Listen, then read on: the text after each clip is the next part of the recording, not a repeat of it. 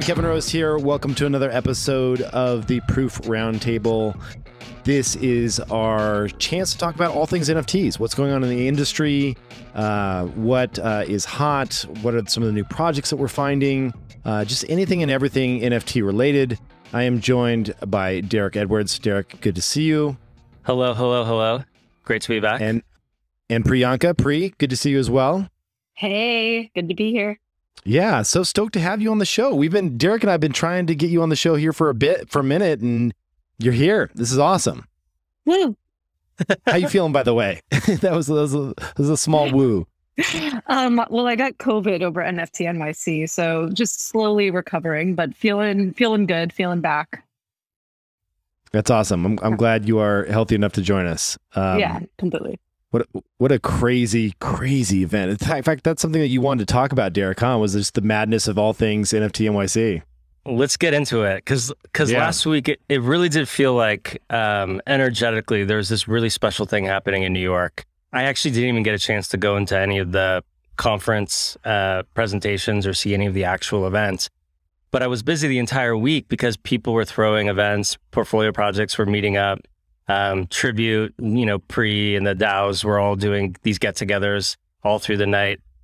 We had a bunch of Moonbirds and Proof stuff going on. It was wild, and it felt like one of the special moments of the year with everyone in town. Yeah, the crazy thing for me is that I didn't feel a down market. Did you all feel that at all? People were just partying their faces off. Maybe that's why they were partying so hard, but I just felt like it was like nothing but good vibes. I know, I'm like, were the deposits in before everything tanked? Like, I feel like that seems to happen. Totally. But from like, I totally feel that. It felt like, it definitely felt like, yeah, I think a lot of this has to do with like culturally, like NFTs and consumer, and this part of the market is so much, it's like everything is financialized, of course, but there's so much else that like is emotionally resonant for people that, when you get together and these projects are getting together and these teams are getting together and you're seeing all these people that you interact with all the time online, and you finally uncork that and meet IRL, it really does feel like the cultural, emotional resonance to like this space actually happens to kind of come out. And I don't know, it felt like that we were all kind of immune to kind of what was going on with the markets and the macro stuff. What were some favorite moments? Pri, how about for you? Like, did you just do your own stuff, or did you bounce around to some of the other parties? I bounced around to a bunch of parties. I like made sure I, got copies of people, chatted with just like a bunch of the members across all of the tribute DAOs. But we had a couple events. Like we had a big flamingo dinner, which was like amazing. And, a lot of people showed up, which was just great because it's like a lot of people I haven't seen in 6 months or have ever met and talked to on like a weekly basis. We had like a tribute DAO event where like a bunch of the members of all of the DAOs came and met. A lot of the founders showed up. It was just like such like a happy place where I felt like I was like connecting Discord handles in real life, which was wonderful. And then I think like for me, I got to say like that Art Blocks party was pretty fun. I like seeing those generative pieces like blown up on that 3-story screen was pretty dope. And I feel like a takeaway for a lot of people, because there's obviously like this kind of lean towards more like static generative art. I feel like a lot of people were kind of shaken by like some of the moving like generative pieces and felt a little bit differently when they saw it like blown up with that kind of visual with the DJ in front and like the squiggle balloons kind of raining down. I just thought that was like a very special moment. I felt warm inside. It's so awesome. There's a lot of people don't appreciate this, but Art Blocks and Eric Snowfro on that team and Jake and the rest of the squad, they've been very particular about this idea of having every artist that deploys work on Art Blocks create work and code that's resolution agnostic.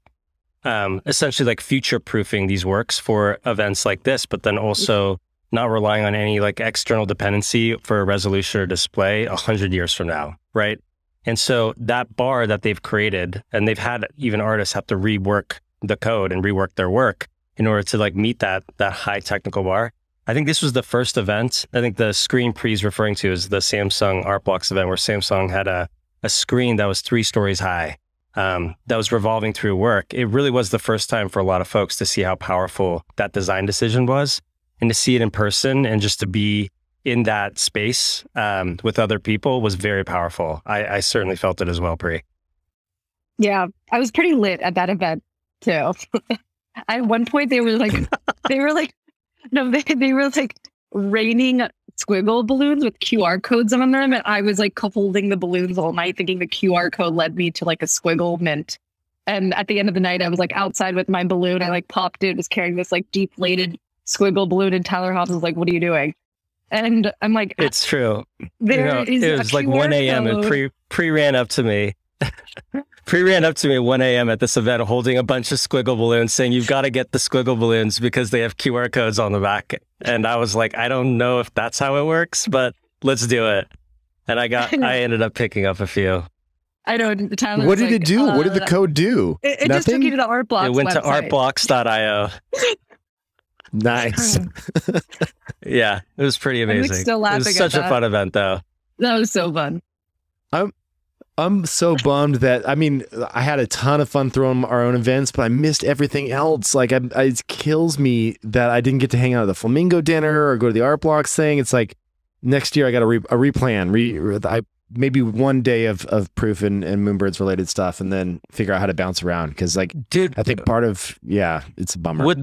You missed some cool stuff, but to be honest, like, I popped into the Moonbirds event and it was epic. So I'd love to hear, Kev, like what you may have been talking about this all week, but I haven't had a chance to hear you debrief yet. What was the energy in there was like electric. I mean, people just love this community. I'd be curious to hear what your big takeaways are from the event. Yeah, gosh, it was, it took a lot of people to pull it off. I think there was 8 or so people on the ground just working the event. And then the back office for that was quite a few more than that. But all in all, I would say it was just a good party. Like, it was just good vibes. People were really excited about, what we're kind of building towards. And, I think we did a good mixture of getting some other projects involved as well. Like, I think one of the things that when we look to Proof and what we want it to be in the future is this, celebration of all artists and not just Moonbirds and the stuff that we're building internally. So, we had Tyler Hobbs on stage doing live generative art. So he was making modifications to the code in real time. And you could see all these kind of crazy, things happening on this massive, like 100-foot display. And then, just really Heart You had an installation there. And we had a bunch of displays up with Grails artists all over the place for the Proof Collective event. So it was just a ton of fun. And then, of course, good music too. Like Mixmaster Mike was there, who is the Beastie Boys DJ.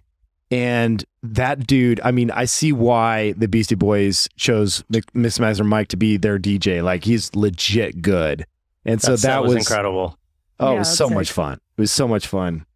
And so I would say, yeah, I had a blast, but I like Pri at these events, you're just like handed drinks left and right. I was pretty hammered by the end of the night. I also got a tattoo, a Moonbirds tattoo at the same time. Amazing. Where? Yeah, so I got this whole Moonbirds tattoo right here on the inside of my arm. Let's go. Oh my God. Let's go. So I was there, and I'm laying on the tattoo table, like 2 champagnes in, just getting tattooed up.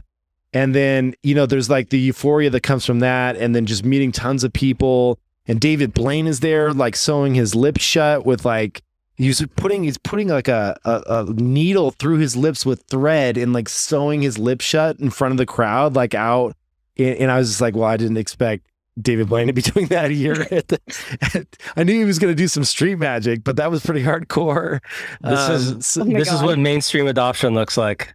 It was crazy. Dude, David Blaine walked up to a group of us, grabbed a glass of champagne off a table, and this was like the lady was bringing around a champagne. This was not like pre-set up. Grabbed a glass of champagne, chugged it, and then bit the glass in half, chewed it up, and swallowed the glass, and goes like mouth out, tongue out, like, I swallowed the glass. And we were just like, what is going on? This is crazy. Amazing. But I really did like we threw a Moonbird specific party with David Blaine that was just for the wizards and witch hats on the Moonbird's trait. So it's kind of a way that we're taking these traits and we're allowing these small subsets and like break off groups to happen that we do specific things for, which was a lot of fun. So anyway, I had a blast. So awesome. Cool. Should we jump into some? So we posted a tweet a couple minutes ago, about half hour ago, just getting some ideas from folks on what to kick the tires on this week on the roundtable. Yes. Let's jump into it. So I think first, folks are always curious as to like the punks, autoglyphs, chromie squiggles, high value tier grail NFTs and what those markets are doing. And we've definitely seen some movement and activity there over the last couple of weeks. We can kind of take them one by one and chat about them, and we can kind of transition that conversation into art blocks more broadly, which seems to be having a bit of a renaissance over the last couple of weeks, even kind of disregarding some of like the macro sentiment across public equities and the crypto space together. But let's talk about punks and autoglyphs and squiggles and just get into it a bit. I know punks rallied pretty hard. I think we're sitting at a 66 ETH floor right now. When Yuga Labs announced that they had hired Noah Davis, non-fungible Noah, who was leading the NFT strategy for Christie's auction house and has been with the company for, I think, the better part of a decade in their contemporary art department. They hired him to kind of take over and kind of lead strategy on the CryptoPunk strategy at Yuga, which I thought was a pretty interesting move. You know, Kev, and we were having this conversation with G a couple of weeks ago about what we would do with the punks IP, and it seems like they definitely are leaning heavily into this idea of CryptoPunks as this historical art-based asset with the move to hire Noah.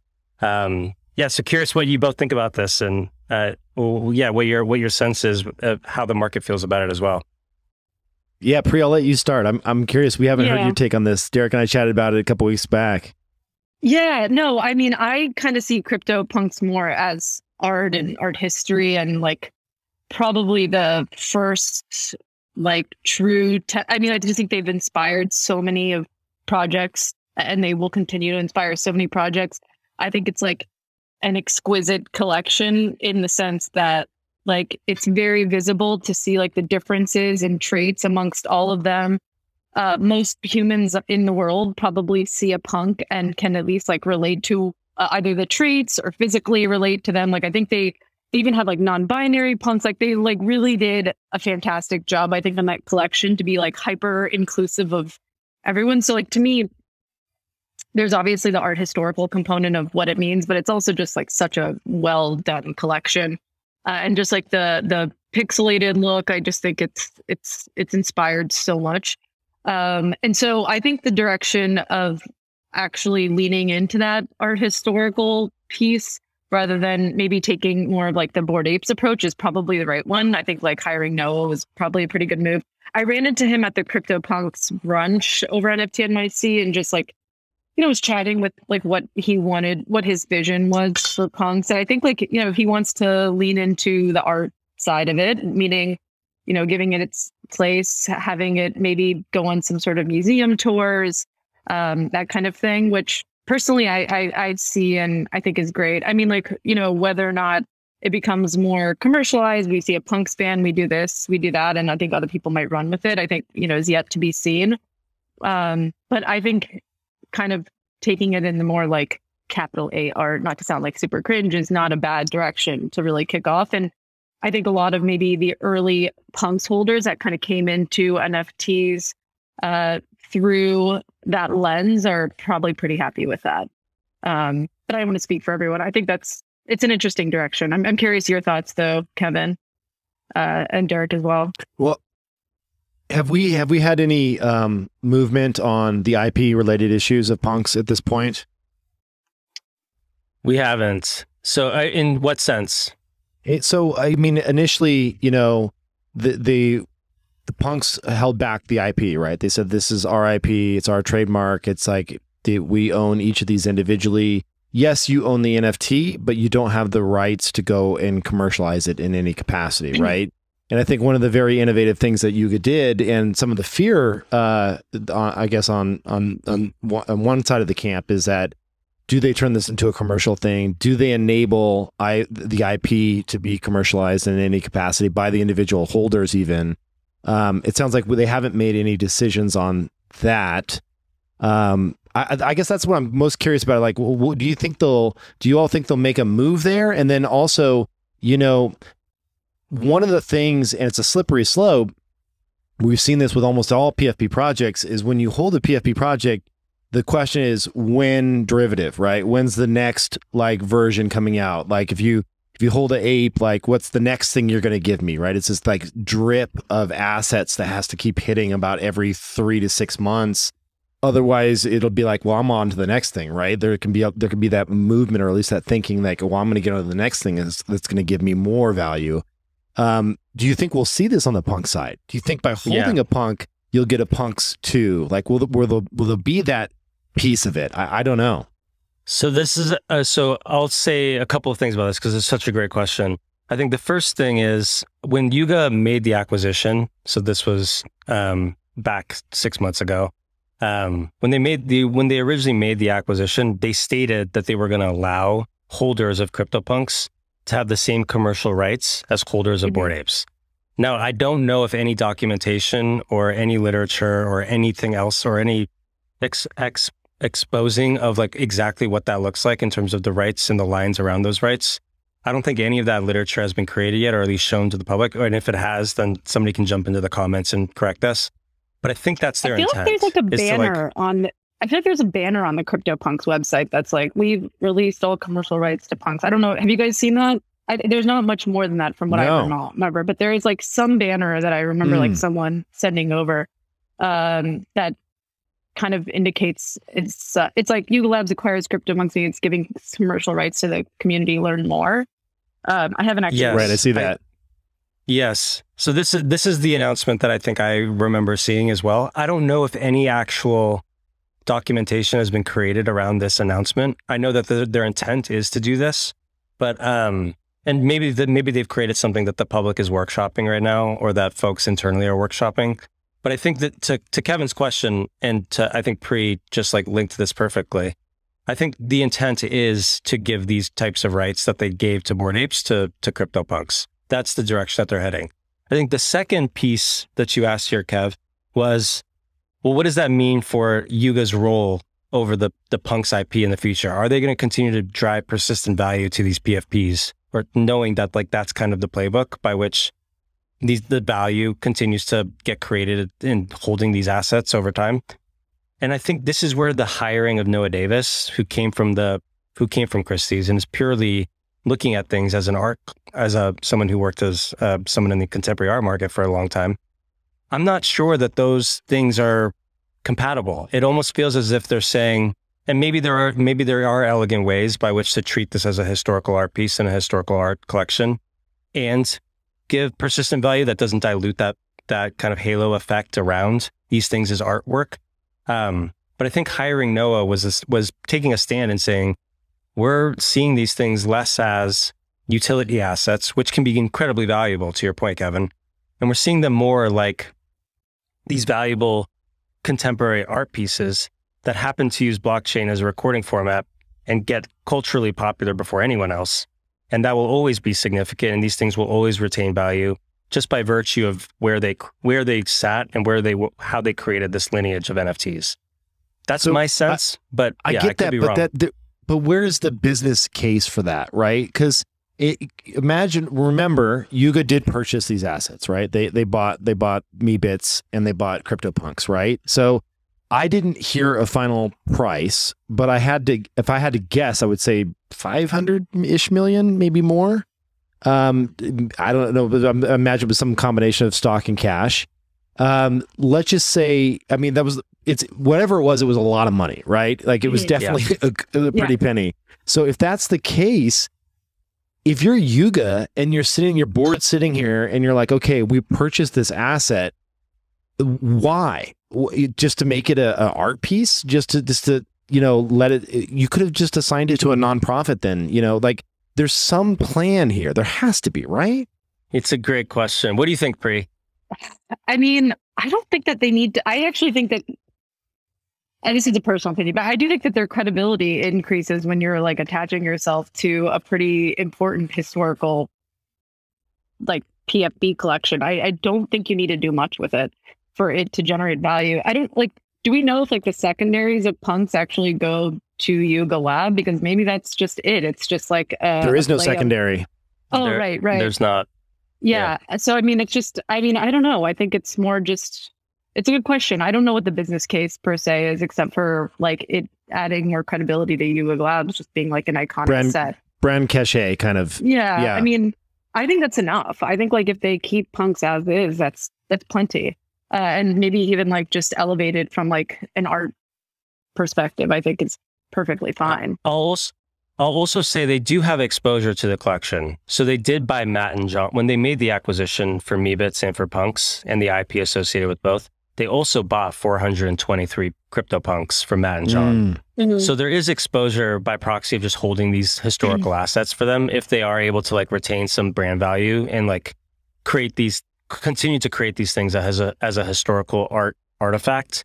But to your point, Kevin, like there also may be other ways, and it may be leveraging the brand and building equity through that brand. It may be other, methods by which they can drive value that seem to honor these things as historical art pieces. But I think that's the $1 million question. And maybe we'll need to get Noah on here at some point to tease that out with him. Let me ask you a question.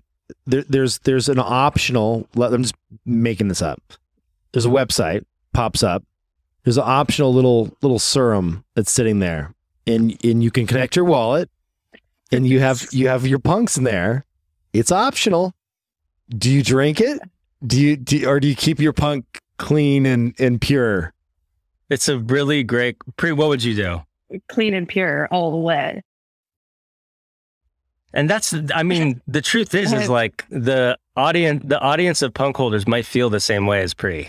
Like, and that's interesting though, right? Because like, I don't know what I would do, because you're sitting here and you're like, okay, maybe it makes a punk too, right? And that's how you get your second derivative punk, and it's all funky and it looks weird, it's all melted or whatever happens. And it's like, okay, do I keep my punk clean? I think I do. I don't think I mess with it, because I'm not gonna. You don't want that on your record. Yeah, you don't. This is hilarious. I'm not messing with it. I probably wouldn't mess with mine either, but I also think it would be hilarious if you get tempted the CryptoPunks collector base with this like serum that just appeared on a website. It's pretty amazing to think about. Trait based airdrops, I guess. Like I have a stringy hair guy, like just white Vans all the way for my stringy hair punk guy. That was a joke. You have a stringy hair one? Yeah, I know, because you're like gross and weird. Yeah. Oh, those are the worst. I know. They're those so are the creepy. absolute worst. That's why they're like white van. They should be driving white vans and like being weird. I hate them. But yeah, he's mine. You could do like trait-based stuff. This conversation actually is like a perfect segue to some of the things that like, so in New York, one of the fun things to kick the tires on was like why we were seeing this flight to quality. Because like the markets have been melting down for the better part of the month, yet the ETH prices for a lot of these Grail collections are just continuing to march forward. Like they're marching up and up and up. We saw an autoglyph. So there's the three projects that I always kind of look to indicate how this top end of the market is moving. It's punks, which we just discussed. It's autoglyphs, and it's chromie squiggles. So yesterday there was a sale for 190 ETH for another autoglyph. I think the floor there now is 230 ETH. There has been some movement in the high end autoglyph market. The chromie squiggles have almost doubled. I think we were at a 4.5 or 5 ETH floor price. We've seen a ton of volume over the last few weeks, and these are now around 10.5. I think, Derek, that's just because you and I personally shilled them 1,000 times over the last few weeks. It's totally possible. We're also seeing some of the top end of that collection start moving. So Curated, the fund, bought a Hyperslinky for somewhere between 300 and 400 ETH. Yeah, the one I tweeted. The one, dude, you got front run. Yeah, was it the one you tweeted? I know you put a bid on one. I think it's the one I tweeted. Yeah, I put a bid on like 5 of them, and nobody's accepted my 100 ETH bid. I put a 200 ETH bid on a couple, but Yeah, these for people that don't know, these are the absolute, like, I mean, in my opinion, they're some of the most beautiful versions of the chromie squiggles that are out there. I think these are just absolutely breathtaking. It's true. The hyper slinkies are incredible and very rare. I think there's only 12 or 13 hyper slinkies in total. But we saw a hyper slinky sell for 300 to 400, somewhere in that range, ETH to the curated fund. We've seen a ton of volume on the bottom end of that squiggle market. And I think if I'm thinking about why we're seeing volume back inside of these Grail collections, and there's about 8 of them that I've been looking at closely, between punks, autoglyphs, and chromie squiggles, and a few others that are Art Block's curated collections, I'm starting to like develop and articulate a thesis around why we're seeing this. And it really does revolve around this idea of these assets as trust minimized stores of value for the ETH economy. And so there's 2 prongs by which I've been thinking about this. The first is from like a brand equity perspective. These collections needed to have achieved some threshold of collectability, like some top threshold of collectability by the market due to some factor. It could be historical provenance. It could be cultural provenance. It could be the fact that the work is deemed to be some technical or aesthetic or innovative feat by which like the market has collected around. And now that is like populating these social groups that end up driving a lot of the volume around collecting high value art. There's a few, I mean, like very few I think have reached that. But then the second part to this is no external dependencies. And so this conversation around what to do with punks is actually a really fascinating question in light of like how I think about this. There's no question that Bored Apes, Proof, Moonbirds, Doodles, there's a number of collections out there that have amazing teams working behind them, can deliver consistent, persistent value back to these assets over time. And like that is a playbook that we will continue to see, and the best teams that understand how to target and work with the market and really create compelling product over time can just totally crush that out of the ballpark. There's execution risk that surrounds that, which means like 95% of the projects that attempt to play in that arena aren't going to like run the gauntlet. They're not going to make it. But for the ones that do, there's going to be massive outcomes. Mm-hmm. But then there's this whole other world, which is like these things that require no external dependencies. And I'll go through like how I think about it. Like they don't require a team. They have achieved some like level of significance by virtue of being historical or cultural or have achieved some technical feat or innovative feat, or the artist is like has created this very special work that when you look back at the lineage has moved the space forward in really important ways. Can you give me your list, by the way, of those? Like what's your list? So there's a few, but let me talk about like why I think this external dependencies thing is also important through other lens. Like this idea of it being on chain. So there's no dependencies on the fact that these are being stored on IPFS or being stored on Arweave. They exist. The code and the algorithm and the mint and all of it works beautifully and is completely contained as long as blocks keep getting produced on the Ethereum blockchain. Like that's also no external dependencies. There's also no external dependencies in the terms of like being resolution agnostic. So like what Eric has forced creators who launch and deploy on art blocks to do. And so when you look at these things, they just act as like these trust minimized stores of value that culturally we have gravitated towards, collectors have gravitated towards, and continue to like be deemed as like these reserve assets of like this ETH economy by virtue of there really being no dependencies within them, right? They purely exist and they are collectible. I think my short list of assets that I'm starting to think have reached that halo effect around those are obviously things like punks, things like autoglyphs. And then on the art block side, because of the innovations that we've seen there and the importance that platform has been for creating these powerful works of art without external dependencies, it's things like chromie squiggles, Fidenza, ringers, archetypes. And then there's a second tier of stuff that I'm watching very closely, which is things like subscapes and meridians and memories of Kaylin, which is Emily Shea's project, and Anti-Cyclone by Mapon. There's some projects that we're starting to see maybe starting to tease at whether or not they may reach that threshold. But this is where I think I'm fascinated by like this dichotomy of assets that are like have these amazing teams working on them and are just crushing it and delivering value, and that these things can become amazingly valuable ecosystems. and these things that are actually on the complete opposite end of the spectrum, which like require none of that, no external dependencies. They just exist. And then when they've reached that threshold of quality, they start acting more like these reserve assets, these trust minimized stores of value for the ETH economy, which I think is very powerful. Yeah, like 100% agree. I'm excited to. I like how you're framing this. It'd be fun to see your like slow ramp to like when they eventually hit that threshold, right? Totally. Because like I agree. I would say it's funny that you put, well, there's a few, like in my mind, like Fidenza is already kind of hit that. You know, that's another blue chip one where I would say like that. It's totally. And Ringers is probably. Did I say Fidenza? You said Fidenza. Yeah. You did, but I don't know that you put that in the. Did you put that in the camp that they've already hit that kind of like blue chip status, like forever? Okay. Yeah. That makes sense. There's like eight. There's like eight that I think have, and it's like on the it's like punks and autoglyphs. I think have definitely hit that. Like we've just seen that behaviorally over the last few years.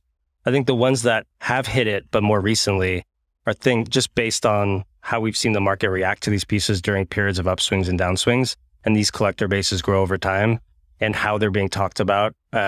It's things like Chromie Squiggles. It's things like Fidenza. It's things like Ringers. Archetypes is one that I think definitely has done it as well. And then that second tier is like the one that I'm like, I've really got my eye on. It's like, you know, I think Pri, what do you think about this? I think I agree with you completely, actually. Like, I also think like that second tier is like I can see like Maypom, just because dragons on FX Hash and Anticyclone, I can completely see that with him as well, just as an artist, super talented, young guy. But I agree with your general outlook there that like they've just kind of established themselves and have rooted themselves in a specific movement and like a cultural force. So when you speak about like punks, we were talking about that earlier, similarly like this cultural force when it comes to like this 10K PFP set, autoglyphs, and then Chromie Squiggles are really like this staple for what everything Art Blocks has done, everything that Snowfro has really communicated with his passion for generative art. I feel like it's symbolic in that way. And like, I often think about like, you know, when you walk around in a museum, oftentimes like art movements there's like rooms for specific art movements. And when I think about like NFTs or digital art as a movement, you think of like generative art as a subcategory of that. And when you think of like, you know, let's say it's a room of generative art, there's like no way that like, to me, a Chromie Squiggle is not going to be in there. Like it just has stood for so much. And, you know, similarly, I think at this point, like that's how I visualize it. Like, you know, in that kind of context, like a Fidenza at this point probably would be a part of that conversation. And I think that there's like some other standouts that you noted, Derek, and then a few that are emergent too, that will also be a part of that conversation. At this point, it's only reputational risk, like in my mind, for some of these top projects, right? It's like if someone is, well, I guess most of these are docs, but if somebody does something horrible, right, then you're like, oh, I don't want to own that, and then they all tank. But outside of that, I think these are pretty solid picks that you got here, Derek. I agree. And there's yeah, and to your point, Derek, they're not dependent on really anything except for like what they stand for, you know, in a cultural sense and as a movement. Yeah. Exactly. What's also interesting though is like, okay, you have, and I don't know when this happens or if it will happen, but there is a world where you can take the utility versions of these PFPs and say, is there ever a world where the company drops away altogether and there's still value as a standalone project, right? So like if Yuga goes away, what's the value of Bored Apes? If Proof goes away, what's the value of Moonbirds? Like it's, you know, so I don't know at what point they flip. It's a great question.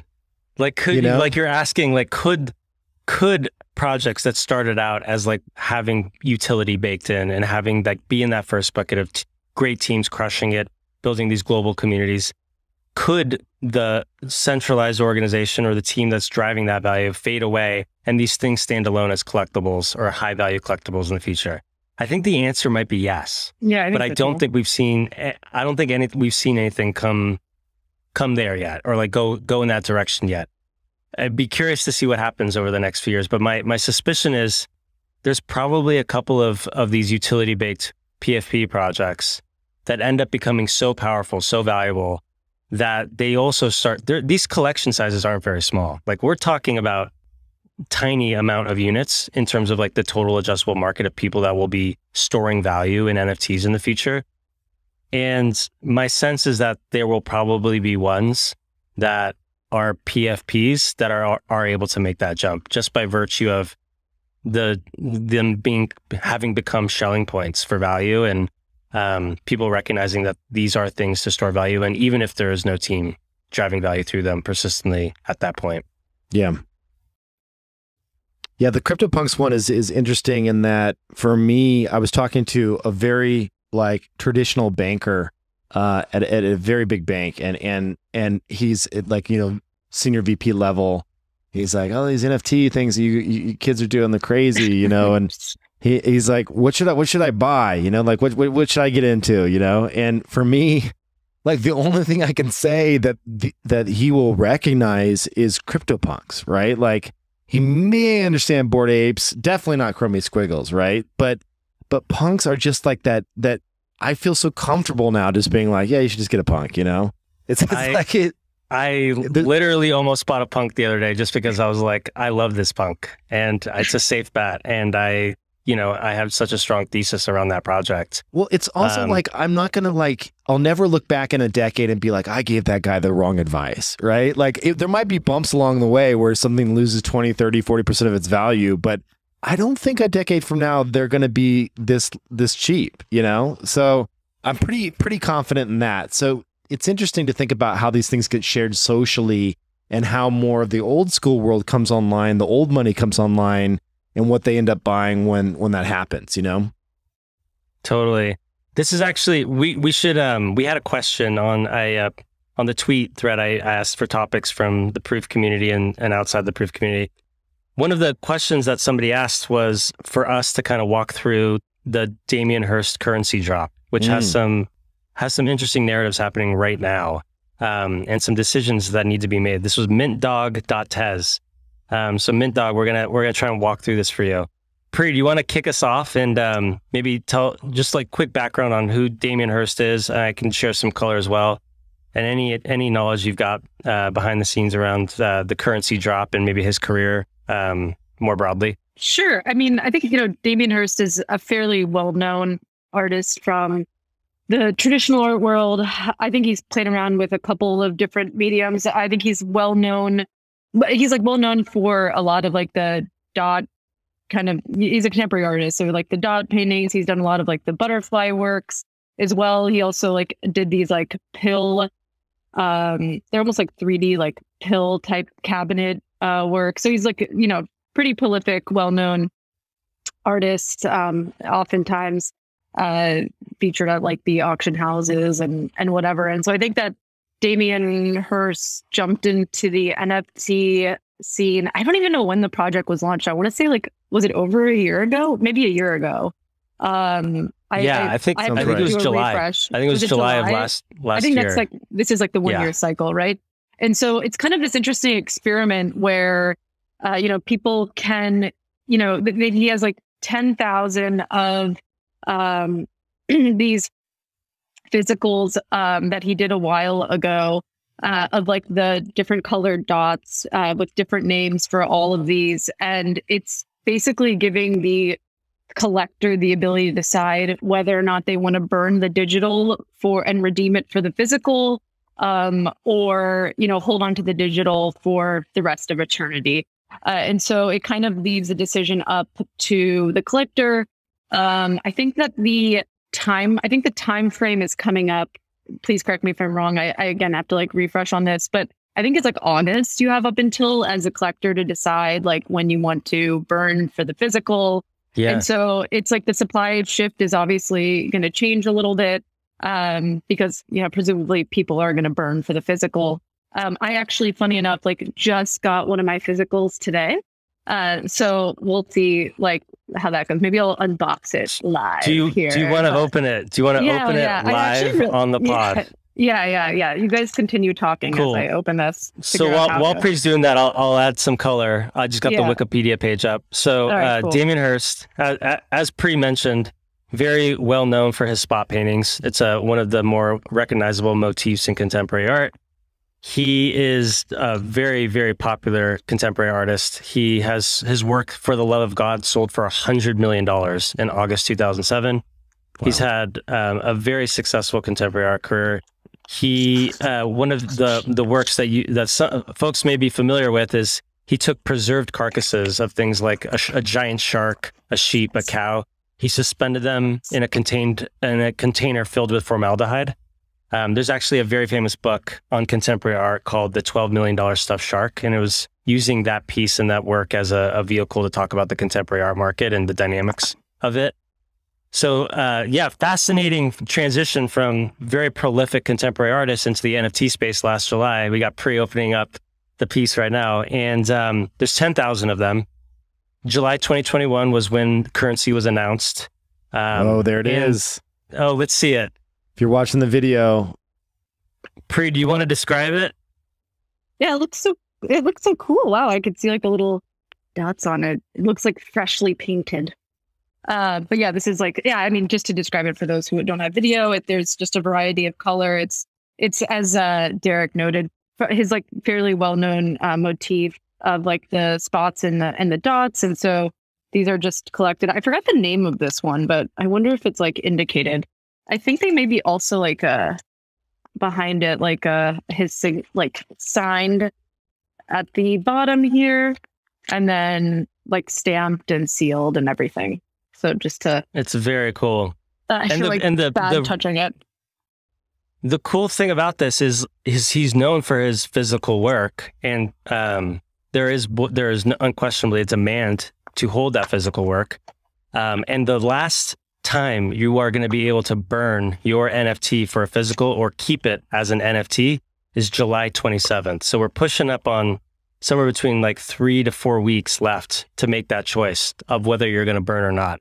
And the rumor is that Damien Hirst is going to be putting together a big pyre of wood and actually burn these physically. All of the ones that remain as NFTs, he's going to burn them physically inside the pyre, and just make the NFTs remain for the ones that aren't redeemed sometime later this year in October. And no one's sure where the location is going to be. I don't think it's been announced. I'm looking at the data right now at currency.nft.henny.com/stats. And it looks like we've got 17% of the supply has been burned for the physical so far, or redeemed for the physical. That's high, actually. Don't you think? It is quite high. And that number actually has been ticking up pretty aggressively over the last few weeks. So I mean, who knows where this thing nets out? We could end up seeing a situation where there's 50% of the 10,000 exist as physicals and 50% exist as digitals. And I think the really interesting thing about this is like the artwork, and why Damien Hirst is a creator and a conceptual artist.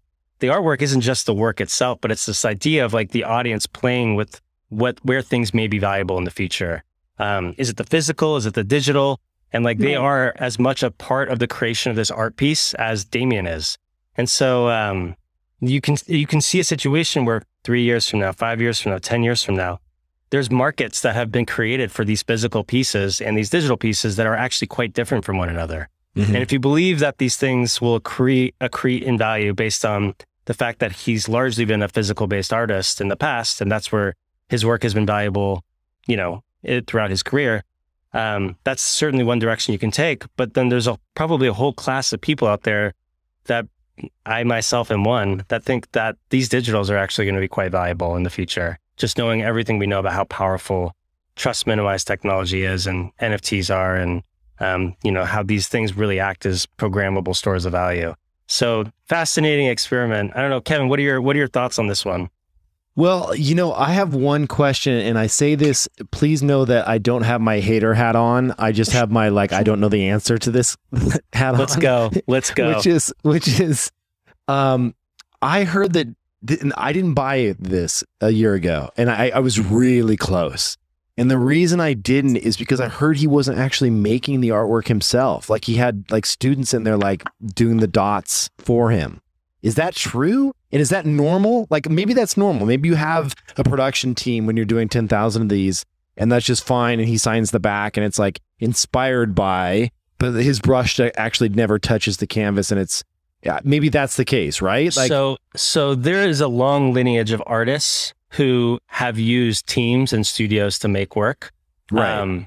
And so, I mean, Andy Warhol being a very popular one. And this idea that what exactly is the artwork? Is it the conception of the idea? Is it the execution of the art? Is it the actual brush stroke on a piece of canvas? Is it the person who instructed the person who had held the brush in their hands? And so this idea of like, what is art is actually one that's like an existential question. That could be applied to like generative art too, when you're talking about like the code versus the artist too, if you think about it. It's true. Like, I personally believe that I'm part creator of my Fidenzas or my squiggles or the ringers I mint. Should my name be up there on the headline, or am I just a participant in the artwork's creation? So these are very difficult questions to answer, Kevin, and I don't have a great answer other than you're scratching on something which I think is a very tricky question to answer, and it wouldn't degrade, in my view, the conception of and the creation of this art piece. Yeah, I didn't know historically that it was more prevalent. So it sounds like that's pretty much the norm here. That's initially why I had avoided it, but it sounds like that's just fine and par for the course, really. Especially for something when you can't imagine someone spending that much time 10,000 doing 10,000 of these, right? Like that would take quite some time. Yeah. I wouldn't sign up for the job. That's a lot of brush strokes. I am attracted to it though. Visually, it's beautiful. Maybe I should go buy one now. Now you're making me change my mind. I should go buy one before it's too late. They're cool, Kev. They're pretty cool. Would you so are there the digital, or would you redeem for physical? I think I just keep the digital. The problem with physical is like I've had a couple pieces of art, like real art that I've bought, not crazy expensive stuff, but like just things where I moved once and one of them got dinged and damaged, and I'm like, oh great, like that sucks, right? And then or have my little kids like running by and just put their hands on shit. And so it's just like, I don't know. I love the portability and the fact that they just don't degrade and having on the digital NFT side, you know? Spoken like a true tech founder. Yeah, exactly. Pre likes flexing on everyone that comes into her apartment. with the physicals? Yeah, it's true. Literally 3 people who come to my apartment a year. Yeah. No, it is such a good question. It's like so I own 2, and I like told myself I'm keeping both as digitals. But part of me, like over the last couple of weeks, is like thinking more and more I need to buy another one just to get a physical, just because I think there is something so cool about them. Like having a Damien Hirst physical just sounds so awesome. And so anyway, Pre's got me feeling a little FOMO just watching her unbox this thing, because it does look super cool. What a good timing too. Yeah, it's kind of cool to like see the physical signature and stuff. I mean, it's neat. It's awesome. Pretty awesome. Yeah. Cool. Well, Pri, before we jumped on the air, you had been kicking around this thesis. We got to talk about it. It's a good one. The people need to know how Pri thinks about the PFP space. Yeah, I've been thinking a lot about that. It's actually, as I say it, you're going to be like, I can't believe you spent actual brain cells thinking about this, because it's such a moronic analogy. But the way I think about PFPs is kind of like the Kardashian family. And let me unpack this. So like, I feel like a few years ago when the Kardashians were big, I mean, they've been big for a while, but I would like try to swerve around them. Like I'm walking around New York, every 2 blocks, there's a newsstand. One of the Kardashian family members is on like a magazine. They're on a billboard. They're just like everywhere. I just am getting aggravated that they're permeating culture to such a degree that I'm like, there's so much out there. Like, why is this family like everywhere? And then, I find myself a year later, like on the Instagrams, like figuring out like, oh, like what's going on with Kylie today? And then eventually, like, 2 years later, I'm subscribing to Hulu to watch the Kardashians. I'm buying Skims underwear, and like, I just find myself like thinking about like, what Kanye's and Kim's divorce is like right now. And so I just think it's one of these weird things where I tried to like, again, swerve, and then it kind of just crept up on me, and then I became invested. And now I think Kris Jenner is like a marketing genius. And I like watched the show to like see what kind of like thing she's up to next. And I defend her. I'm like, there should be like 15 HBS case studies on this family. So it's like my whole perspective has shifted. And I think I'm coming around to PFPs on the same idea where it's like, it's the same path to the Kardashians that I've felt. I know that sounds insane and kind of stupid, but yeah, that's really it. It's the exact comp. I don't know what it is. It wears you down. It wears you down, and you get So committed. what does that mean for you? What does that mean for you and your PFP buying behavior? How does this apply? Like you're saying that if PFPs do a good enough job at like just being everywhere, that eventually you kind of just like want one? Yeah. I think it's like you want one and you're like invested in the project and you actually start seeing the brilliance of it. It's very much like left like side of the bell curve and right side of the bell curve. Like I was very like in the middle for a while with PFPs, like, oh, I don't understand. And like there's people on the left side of the bell curve that are like, cool picture. And then people on the right that are like, this is brilliant. This is like a whole new way to think about media and the future of like Warner Brothers character ecosystem. And I think I'm like kind of seeing both sides of that more now than I was before. I don't know where I'm really going with this analogy, but I just think that like I'm kind of seeing the brilliance of it. I personally love it. I'm like seeing the brilliance of it now. And before I just was in the middle. This makes a lot of sense to me, but I see it through the lens of crypto Twitter. Like when I'm on crypto Twitter and I see someone actually using a PFP and I'm not involved with it, I don't know much about it. Like eventually it wears down on me, or if I see enough of them, or I'm like, this happened to me with cryptodes. I remember this is the first time it happened to me was with cryptodes. I was like, what are these little freaking toad frog shit? Like, what is this like? And I wasn't like really drawn to them initially, you know? I was like, what are these little crunchy dudes? Like, and then I saw enough of them. I'm like, well, that guy's kind of cool. Like, look at that little funny hat, you know? And I'm just like, then I get to meet and figure out who Gremlin is as an artist. And I'm like, whoa. And then I'm just, this is brilliant, right? And then you make this flip in your head and then you have to own one, right? So it's kind of like this building, you know, that happens over time, which is kind of what you're saying, right? Like it built on you and it wore you down eventually to where you're like, okay, I'm in. Like I see the brilliance in this entire project and community. Okay. But like at first I'm just like, what is this? Like, why are PFPs taking over this like entire digital art conversation? And then now I'm like, oh no, I mean, it actually is like this way to what people are drawn in, because it's like this mimetic human behavior that like, again, it's like seeing it on billboards or seeing it on newsstands or just like seeing it on Twitter or the internet or Discord, and like eventually it just gets to you. Based on your kind of framework there, what are you looking at? Are you seeing anything that is like starting to make that happen for you again in the PFP space? Like, is there anything you're looking at where you're like, oh, this is kind of like, this is something I'm interested in because it's hit me so many different times that I'm being drawn into it? To be honest, not lately. Actually, you know, it's funny. I feel like since, you know, I feel like there's this huge PFP conversation a couple months ago and everyone is all about PFPs. And now there seems to be like, I find myself more on Super Rare and Foundation and like these, like, I don't know if you guys ever went on Chainsaw, and I was on like this website Verse the other day but you know, they're like kind of more highly curated art. So actually I feel like as of late, since things have kind of moved and shifted, I've kind of been getting more back into like the art side of things. But I will say like the X-Copy grifters, like those are, I don't know if like people would consider those PFPs, but those are really growing on me. Like I really, like I love X-Copy anyways, but like I kind of really like those a lot. Like, would you consider that a PFP? But I've seen them a lot and I really, really like them.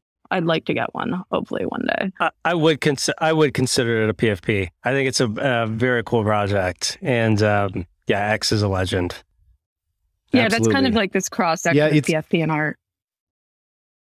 It's interesting that kind of in this whole theme that we've been talking about, like this flight to quality and flight to OG, like Cosmo's been pushing this a bit as well, right? Like really kind of coming out and saying it's not about the latest PFP, but here's like check this out, this one-on-one art, right? Yeah. And it seems like there's this flow back to one-of-ones, which is I'm personally really stoked about. Like I love that. Yeah, I definitely think one-of-ones are never going anywhere. Like it is, like I mean, I think it is possible for certain artists to kind of hit that level of collectability, and a number of one-of-one artists have, and we're seeing some new ones pop up as well. I think the concept of one-of-ones and digital scarcity, like these things are just very powerful together. And so the trade-off is really like you're trading off hyper scarcity. So the fact that there's only one of this thing for a networked community that can build around a single collection. Like we've seen both models work well. Like X copies, right click and save went for like $6 or $7 million, like 3 or 4 months ago. We've also seen immense value get created by these collections of stuff, whether they're generative art collections like Squiggles or Ringers or Fidenzas, or PFP collections. And like the trade-off, I think there's not one right or wrong answers. They're just different ways to make things valuable. Hyperscarcity or networked assets.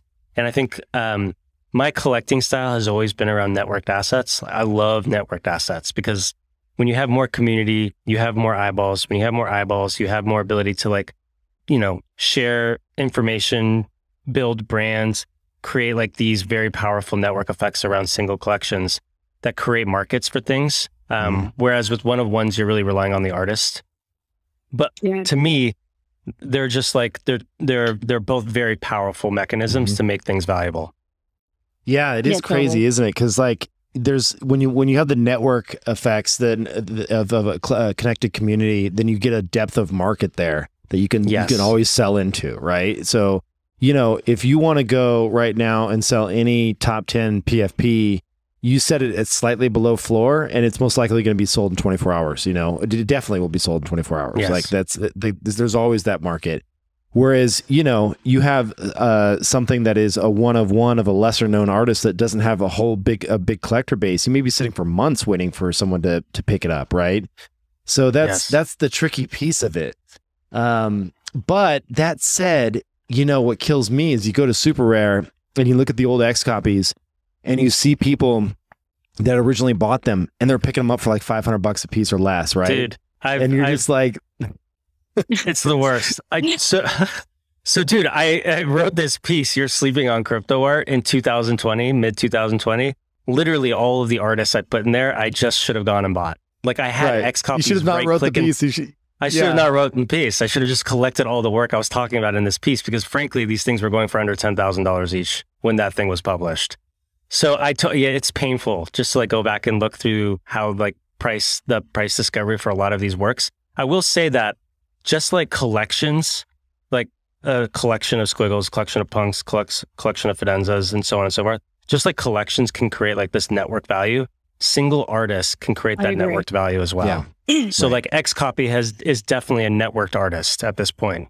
And there's others. There's like Pock is definitely a networked artist at this point. Fuocious is definitely a networked artist at this point. Right. And so I think the question when you're playing the one-of-one game is to really find artists that you think can make that jump. Right. So, Derek, I hate to tell you this, but right now there is something that we could just go buy a ton of, and it would just like, we're going to be looking, seriously, in 5 years, I'm betting it's Chromie Squiggles. This podcast right now, you could probably pick them up for like what, 10 grand or something like that for a floor. Yes. There's a very high likelihood that like in 5 years, we'll be looking back and it'll be something like that. We'll say, oh man, they're 250 grand a piece. Remember when we could get them for 10 grand? Like that'll be the conversation. Dude. 100. There's definitely stuff out there in this space today. No question. That is going to be tremendously valuable in the future. Hopefully we're touching on some of them on this podcast, but there's others that we're not. And it kills me knowing that they're out there. And I'm trying to find them, dude. We're all trying to find them. I had a buddy that bought one of the, so Tesla was coming out with their very, very first model. Like remember the first model Tesla, like the one that was based on the, what was it based on? The Lotus body that they had. That was, and he was like so pro Tesla, just loved all things Tesla, right? Didn't have a ton of money, but saved up 100 grand and bought this car because it was like the supercar. And he was so stoked. And he put that money into Tesla stock. Like dude would have had like $50 million or something like that right now. It's something ridiculous, right? And that's amazing. But it, like your article, had you just like gone and invested rather than just like talking about it, like I know we're missing something right now. No, there's something out there. There's definitely something out there. And honestly, I've been cruising the plat, like a lot of the art ones. And I don't know if it's like what I've been doing the last 6 months. I'm just like heads down working, but like, I think the quality of art has just gotten so high. It's like these new artists are coming in. There's so much good stuff that's coming in. I'm like super blown away by it. I wish I had more ETH to buy.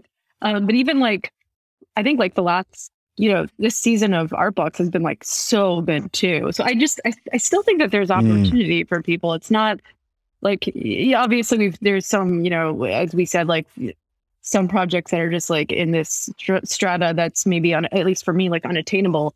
But like, there's definitely some new talent coming in that is unbelievable. Oh, that's a great point, Pri. Yeah, I mean, maybe we'll all look back and say we all slept on art block. Remember that year we slept on art blocks and we like all did, you know what I mean? And we'll look back and it'll be like you're right. I got to go back and look at some of the art block stuff.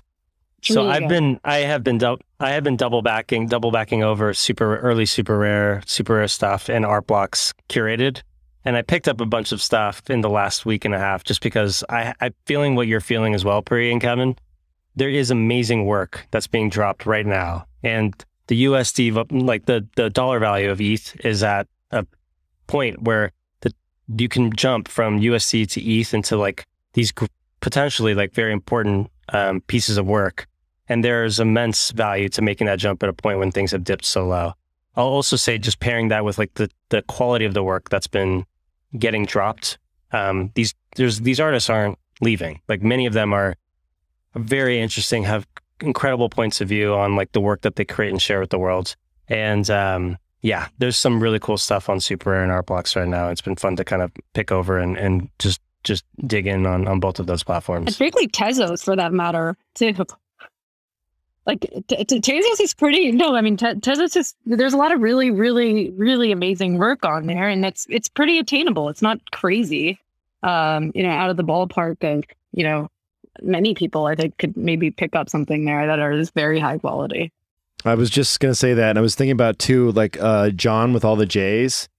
Like I think that is someone in that community that everyone kind of pays homage to. Like they always do the framed thing to say like we respect John for the work. And I feel like that could be something that once he won't publish on ETH. And I think that's honestly what's holding him back. He did a few little pieces on ETH, but he has a very firm. Yeah, early though. I don't think that he did much, but. What do you guys think is the end game for Tezos based art and FX hash and some of these collections that are getting launched there? We are seeing certainly like some great artists deploy work there. But Kevin, when I was on the podcast with you, I don't know, earlier in the spring, you asked me this question about chains and chain agnosticism and how I think about it. I'm curious to hear from both of you. How do you think about the art on Tezos and the art on FX hash? And what does that mean for the collectability of these pieces over the long run?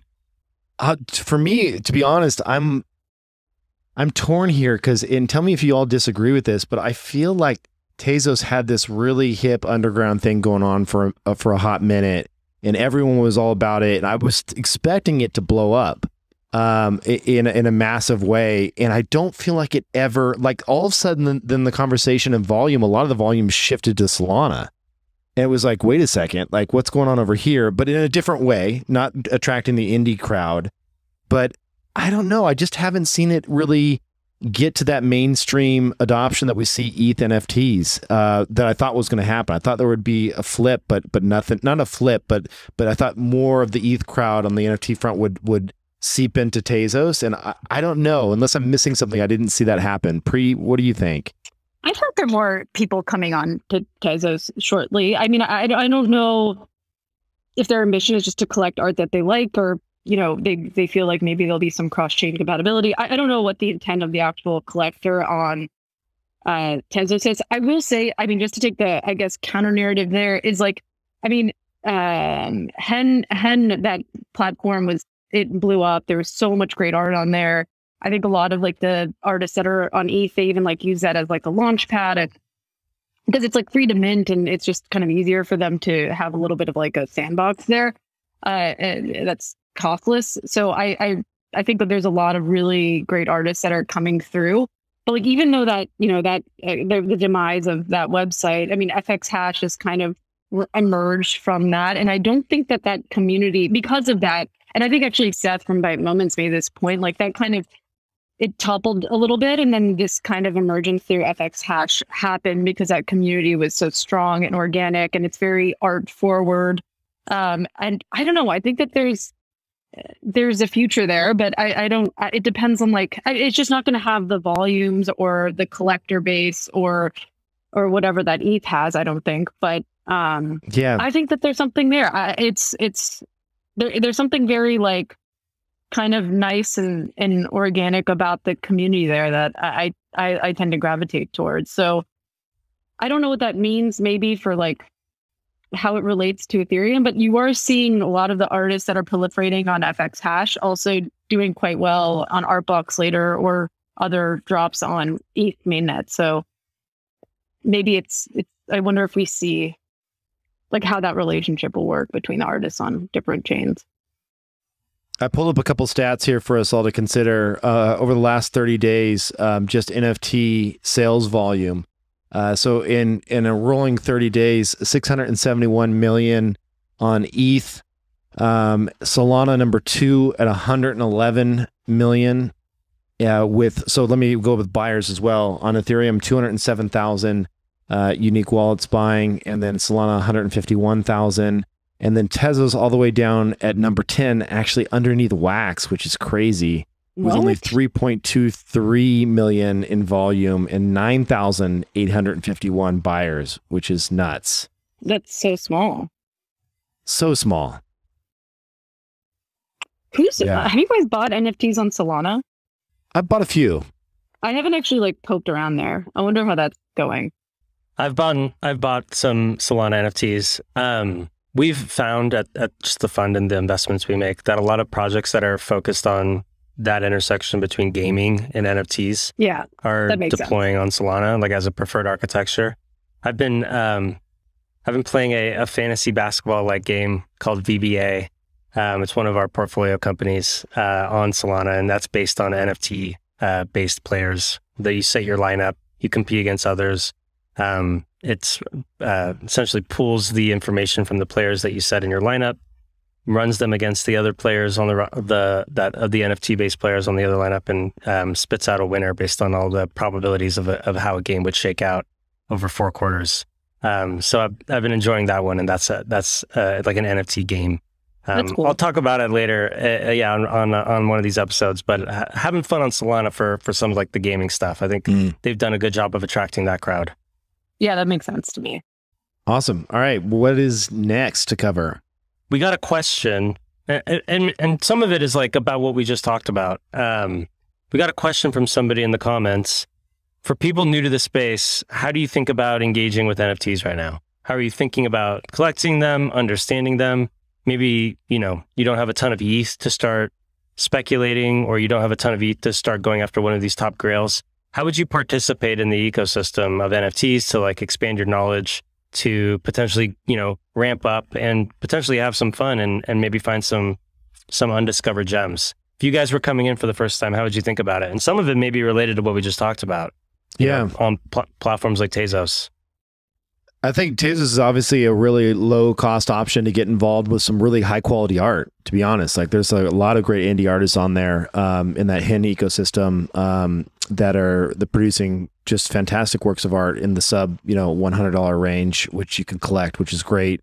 I don't think understanding that tooling and those wallets and everything going on there is going to add.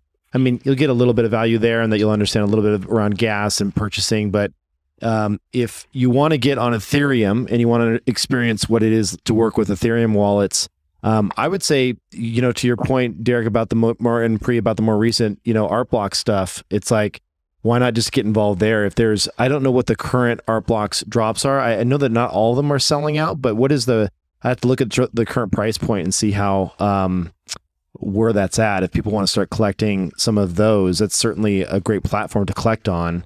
And then lastly from me would just be to jump into some of your favorite Discords. Find artists that you love, and if they have an associated Discord, jump in there, start interacting with the community. Xcopy has his own Discord. That's a really fun one that's how I learned a ton about all the different X copies that were out there when I first got started.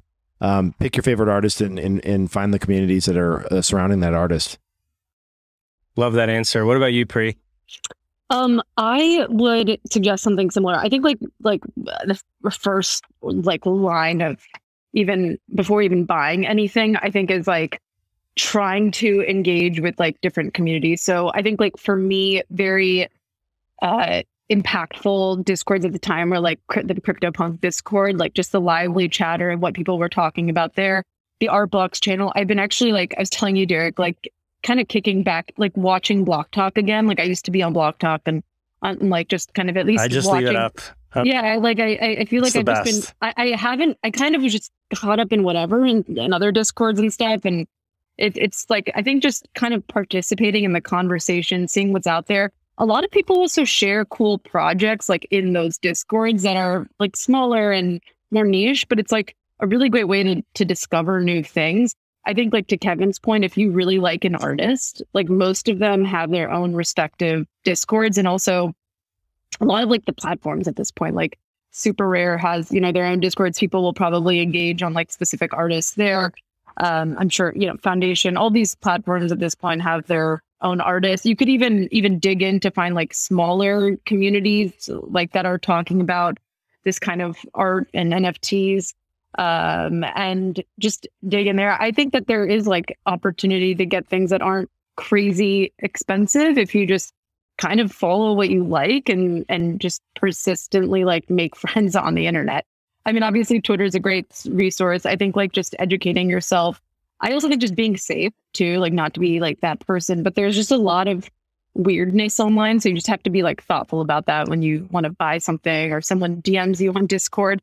So just trying to be like, just thinking through like what you're interested in and then following. I think honestly, like PFPs, even if it's like something that's not going to be some value generating thing, it's a great way to meet people, understand what these communities are about, and like just get excited around a specific project. It kind of gives you a taste. And I think there was like a member of Flamingo that said this, but like no one just collects one NFT. Like it becomes like this addictive pattern. And so I think that like once you kind of get started, you get your feet wet and then slowly go out there. I wouldn't go and spend a lot of money or anything to kick things off. I would just honestly like meet people and learn a bit, you know. Yeah. That's really it. I'll piggyback on that. But before we jump to the next topic, just like to drop the final alpha for this conversation. Priyanka mentioned this channel in Art Blocks. If you find the Art Blocks Discord, this is where the real action's happening. So this is the alpha for the episode. If you jump into the Art Blocks Discord, and we'll link it out in the show notes. If you jump into the Art Blocks Discord, there's this channel called Block Talk, BLOCKTALK. That is maybe the most fun channel in all of NFTs right now, and has historically been a place where just like the community gets together. The reason why it's so powerful is because Block Talk has a bot. That channel has a bot where every sale that's happening on Art Blocks Curated, Art Blocks Playground, and Art Blocks Factory, it gets pinged. That bot pings the sale price and the artwork inside of Block Talk. And what ends up happening is you just have sometimes thousands of people in Block Talk talking about new work that's been dropped, new work that is being picked over, work that is exciting, hashing out ideas, having conversations about generative art. Those conversations span to other blockchains. So you'll often find if you jump in at 11 o'clock in the morning, people are talking about Tezos-based art. And if you jump in at 12 o'clock at night, people are talking about, you know, NFTs more broadly and PFPs. It's such a fun channel and place of community. It reminds me of the old CryptoPunks Discord. So if you are interested in what's going on with NFTs, you have to make hashtag Block Talk inside of the Art Blocks Discord part of your workflow and just learn and take it in and start engaging with the community. And the artists actually frequently are like pretty responsive and active in that channel, I've noticed too, which is fun. Yeah, it's pretty awesome. Cool. Should we move on? Should we jump on to the next thing? Sure. Let's do it. So there's the interesting tweet from 0xren_CF. And it's part and parcel with news that was announced over the last couple of weeks, where Uniswap, the leading decentralized trading protocol on Ethereum, done over $1 billion in GMV on that protocol. They bought Genie, which is a NFT aggregator. just a couple of weeks ago. And 0xren_CF wrote this tweet. We can link to it in the show notes. Why did Uniswap buy Genie? Why are NFT platforms being acquired or funded? Check the chain.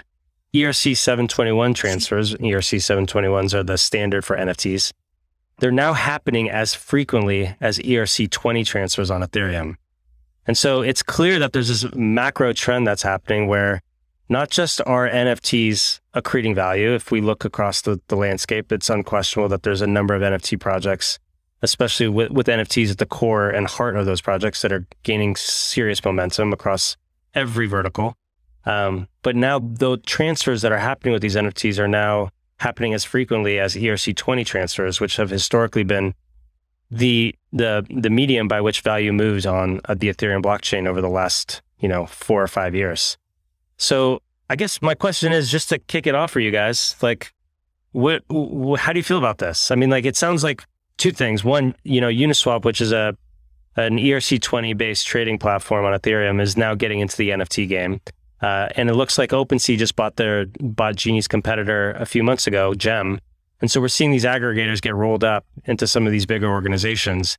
That's part one, I guess, your sense on what's going on there. But then part two, is this telling? Like, is there a world where maybe, the medium by which value moves in the future has nothing to do with the ERC 20s? Are ERC 20s always going to exist? Or are we seeing the earliest signs of this radical shift to ERC 721 wrappers as a way to transfer value on the Ethereum blockchain? What do you guys think? This is a tough one. It's an exciting topic because I've always thought about this, especially when this is a tangent. It's kind of related, but there's this idea that when we have stable coins and some of these things that we've seen happen recently in these algorithmic based stable coins and this value transfer happening via transferring these different types of assets around, what is the belief mechanism behind the scenes that props up some of these things so that you believe that there is intrinsic value in these tokens, right? And so with Doge, for me in the early days, it was the sense of community. One Doge is one Doge. It was a sense of doing this tipping culture that happened. It was this like doing good and sponsoring like really positive things that were happening out there. When I think about value, like for me, when I think of NFTs, I see value in art, right? And so in my mind, I remember the founder of Solana, Anatoly, totally tweeted out at one point, like what an interesting idea, a concept that there would be a currency that was based on a basket of NFTs. And that would be like this idea of a culture-based currency, right? And that was really exciting for me when I heard that. And so and I think it's because it would be something that I could believe in and kind of get behind the value. The underlying value would make more sense to me than just something that is a code being defined in a contract somewhere that says the new token exists, right? So I don't know. I personally find more value in art, and the idea, it doesn't surprise me that there's a trend of more value being transferred via art than token, especially when there's no real world daily use case for tokens. If I could walk down to my corner market and pick up a 6-pack of beer with a token, I think tokens would just like be orders of magnitude larger than NFT transfers, because there would be a daily use case for it. But right now, when I think of blockchain, there's two things. I'm either holding tokens because I'm long ETH, so I'm going to hold them and I'm going to stake them. I'm going to earn interest on them, but that's not transfer, right? And so I certainly do way more transfer with art than I do any type of token. So that makes sense to me. Yeah, I think that makes sense. I mean, I think we're just seeing like NFTs and digital art, collectibles, gaming, metaverse, all of those. I mean, which are namely 721 and like ERC 721 standards, kind of just onboard this whole new generation of users. So this notion that Uniswap would want to be a part of that, onboarding makes total sense to me.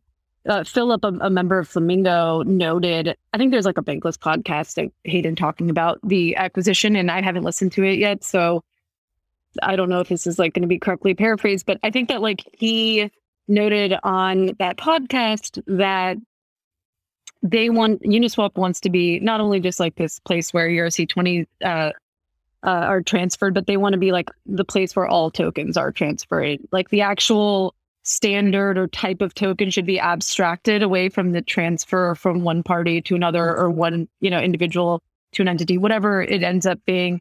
And so I can understand, like, from like a strategic perspective, why that would make sense. I think the part that I and like just trying to wrap my head around, and I don't really know what the answer is. Like, I just think like a marketplace is just like a shit ton of work. Like, I think like dealing with like getting the buy side in there, just safety of the user, communications from, what an ERC-20 transfer from one party to another. Like, and I was never a hardcore DeFi person. I wasn't yield farming. I wasn't really doing much of the transfer stuff. As Kevin noted, if I was doing anything, I just was like staking Aave. Like, I wasn't doing much.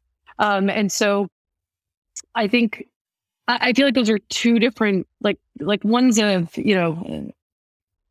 maybe if you're participating in governance or whatever, you're a different type of user than maybe a collector. I think maybe those communities are intersecting, and there's definitely become more overlap over the last year and a half. But it feels like it just feels like a mammoth, like to try to take on a marketplace as well as transferring ERC-20. I mean, I have no doubt that the Uniswap team is capable to do that, but I'm still wrapping my head around it. And I get the larger objective of like wanting to be the place where all tokens are transferred. Doesn't matter what kind. No point in drawing distinctions between types of tokens. But I'm just trying to like understand how those worlds overlap with one another and how you like reconcile them.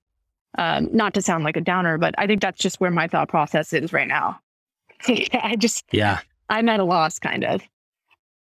Yeah. A lot of good thoughts in there. I'm also still trying to wrap my brain around how what the space would look like in the next few years around how value gets moved and transferred, and like the actual format of these tokens. And I do think there is something very interesting happening with NFTs. Yeah. This financialization of culture is certainly a huge part of that, but it's clear if you just look across the sea of protocols right now that the ERC-20 isn't doing necessarily its best work capturing value for these tokens, and NFTs many of them are not suffering that same fate. And part of it has to do with the types of things you can bake into these NFTs that emotionally resonate with people, whether it's identity or community. So it's fascinating, and I think it'll be interesting to see how this plays out. Derek, what do you think about it? I'm actually curious because it's an interesting one. It's like, and what does that look like to you? Sorry, Kevin. Yeah, there's this great tweet from Ardnome it was a day or two ago, and it was in comment to a quote by Richard from a tweet by Richard from Galaxy. And I think Ardnome said, I think he did it tongue in cheek, but he said, we're moving into this world where there's this transfer of wealth that's happening where we're using fiat and we're moving to generative art to like store value. I think was I'm probably butchering the quote he made.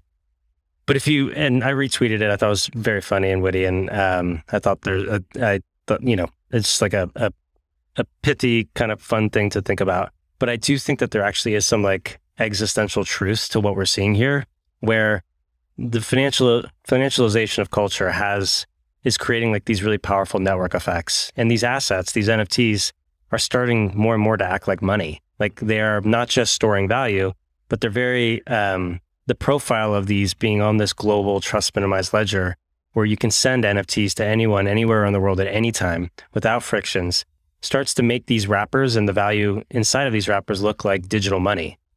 And so if I had to look out 5 years, 10 years, my view is that as more value flows move to the blockchain, and as some of like these earliest projects continue to be placed, like there's, power law outcomes and some of these things become immensely valuable, it's not a stretch to see how these things become financialized in a way where they start to be the sole places where people park wealth or park money, instead of like a programmable, token that has value stability. And so I don't know exactly what that future looks like, but when I see charts like this and I see some of my own behaviors as how I'm interacting with this technology, and I see how powerful these NFT tokens are for storing value for some of the reasons we discussed earlier on in the episode. It's really it's like I'm grokking with how powerful this technology is, and how much it's going to impact everything we do and how value moves in the future. So pretty exciting to think about. I'm having this moment where I'm it's hard because you close your eyes and as a technologist, you think, okay, you play out a series of what ifs. Like, what if this would happen? What if this would happen? And it's like this like little tree that you have to work your brain through to try to hopefully build a somewhat predict the future, which we can't do. But you can sometimes get to a place where you get one or two of them right? And it gives you a little instinct to go in and bet on a certain market or a builder, or, you believe something to be true before everyone else, right? And one of the things that I just keep trying to wrap my brain around is that when I look at the top 50 or top 100 cryptocurrencies that are out there, and I say, why do these things hold value? Why do people consider these to be valuable? And, I get the argument for a few of them, right? Like I get the digital gold with Bitcoin, the first mover advantage, like the OG. I get that. I get the smart contract and the value creation around everything that is happening on the Ethereum ecosystem. I get some of the performance advantages of Solana and things that it unlocks with a performant type token. But then there's a bunch of them that I look at and I think like, gosh, you know what? They're just telling me I get governance rights, right? And like, I'm not voting on any of this shit. Like, I don't care to go in there and go and look at these proposals and there's nothing fun about voting on proposals. None of that is exciting to me, right? And so when I put my consumer hat on, which is something I've always done throughout my career, is build consumer-based products. What is exciting? Art is exciting. Culture is exciting. Community is exciting. Like all these things are coming together. And so when I think about where I want to put my money and the horses that I want to bet on in the future, it's less about governance tokens and it's more about culture, right? And so we're already seeing with a lot of these projects that there are these, we've talked about it this entire podcast, these communities that are forming, this connective tissue that's forming, these cultures and this depth that is forming around these things, around these NFTs. Like there is a chance where NFTs look a lot more like a better version of a cryptocurrency in the future. And so, there was this really interesting project. We did a deep dive on some Solana utility projects at Proof here recently for our Proof Collective members. And one of the projects that came out of it was something called Fract, Frakt. And Fract has these baskets, which are collections of NFTs. So they put together and lock up collections and baskets of NFTs, and then you can hold a fractionalized or a version of a token that represents the underlying basket, right? And so for me, I'm thinking gosh, it's really a lot more interesting for me to own the next Disney, the next Pixar, the next all these things in a basket, like almost like an ETF, than it is for me to hold a governance token, right? So anyway, that's just kind of how I'm kind of starting to draw these little it's like that, what was that where there's that meme that with all these strings going around that I can't remember the name of the TV show, the guy that's trying to draw all these connections. Sunny. Yeah, it's always sunny, exactly. Yeah. I feel like that's what I'm doing right now with the NFT stuff, because I don't know what's coming, but there's something here, right? Well, yeah, I think it's just going to capture way more users. To your point, it's very consumer facing. So it's like when you think about how many people directly interact with the public markets, not you might put money in a Vanguard fund, but you just kind of are letting it, sit. But you're as someone who's actively engaging, how many people are actively watching television, reading books, doing all of these things that are more culturally significant than paying attention to the markets. I just think it's going to capture way more people. And we've had members of our DAOs actually, I love this analogy. It's almost like these it's very episodic behavior. Chris has said this quite a bit in Flamingo, but honestly, a lot of people are replacing sitting in Discord, sitting on Block Talk and art blocks, or engaging with other people online that are part of this community, as opposed to maybe like watching a new television show. So it's almost like replacing or not even replacing, but it's like a supplement to like forms of entertainment, I think, too, which is just a totally different beast than, figuring out what's in a REIT fund. Like that's kind of boring. Right. Just honestly. Like, yes. So it's just totally different. I love what you're saying right now, Pri. It really is like attention is the scarce resource. And these things are so much better at capturing attention than any other financial asset that we've ever had in human history. And if you pair that with like the fact that these things that are capturing attention have financial value by virtue of some of the things we've talked about across this episode, if you pair that, you start to realize like these things are going to become huge selling points for value and how we perceive value. And Kevin, your example of just like the, creating some sort of like token output of some basket of high value NFTs. These are the types of things where I think this gets back to this earliest conversation of what it means to have like trust minimized value on these blockchains where they're untouchable. Like even Bitcoin, you've got, I think Bitcoin will always persist and have it's great. And it's got this amazing community that's rallied around it. It's the shelling point for like digital gold and this digital store of value. But there's people that are pushing code and updates to Bitcoin to change it over time. And if I look at like some of the trust minimized stores of value for the ETH economy, the part of the argument I was making early on is like, it doesn't even require any of that. Like these things just exist. And because they have captured attention, because they are shelling points for for whatever reason, for historical provenance or for cultural provenance, or some technical innovation bar that's been reached. And because they are programmable, these things are largely independent of anything affecting that value other than like the attention that we give these things. So I'm very excited about this trend that we're seeing and we're like dissecting together, because I feel like it's really starting to march us forward in this direction of NFTs and trust minimized value NFTs and NFTs that have amazing teams working through. Like we're going to see profiles of these NFTs, these categories.